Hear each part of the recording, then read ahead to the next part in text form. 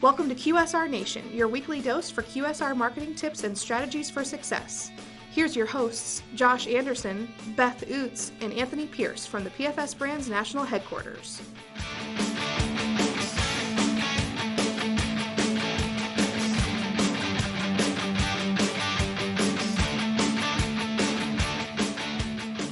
Welcome back, everybody, to QSR Nation. As always, you have myself, Josh, Beth, and Tony here at PFS Brands, located in Central Missouri. Today, for your food service marketing tips, we're going to talk about social media and, more to the point, a Facebook business page. So with that, we'll let Beth take it away. Exactly, Josh. Thank you. Being on the digital radar of all of your customers is extremely important these days because no matter what, you can have a in-store business, but everything that is being talked about you is technically done probably socially and digitally. So you need to make sure that your customer service, your products, everything is on point because not only are you going to have that one face-to-face customer experience, but you're also going to have your digital experience, and people are willing to share everything these days. That's right, and it's not just with your Facebook pages.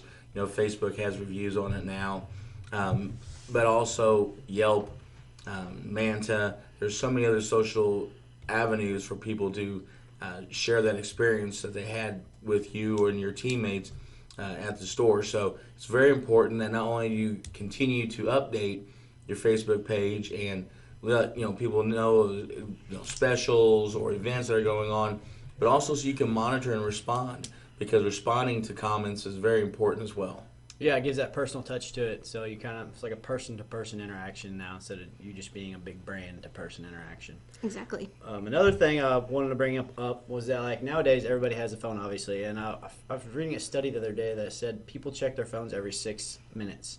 So if you're constantly in front of them on Facebook, which almost everybody in the world is nowadays, you have a steady stream always right in front of your customers. Very true.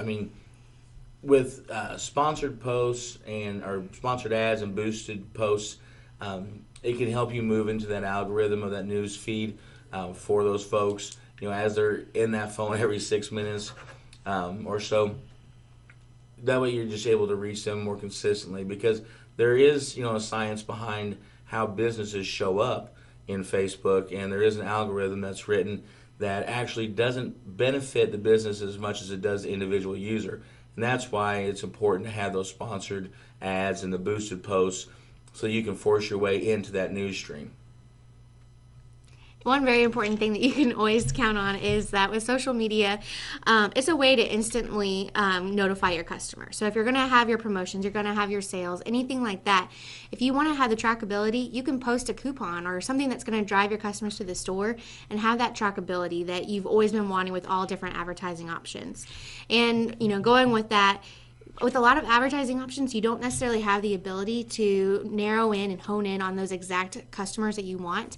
And with social media, you have every option available. If you only want to reach male customers, female customers, this age range, this job, anything like that, you have the opportunity to do that with social media. Yeah. Go ahead, Tony. I was just going to say that there's, like Beth was saying, there's so many different avenues that you can take. So, depending on what it is you're wanting to target, you can really drill down your demographics extremely well. And, of course, the tighter you get and the more specific you get, the more you pay, but you're still reaching that specified demographic. Yeah, and to your point about the actual content that you're posting and boosting things like that, also create fun, shareable content that can be shared organically. Will have you show up higher on people's profile pages too as well. So entertaining content, discounts, edutainment.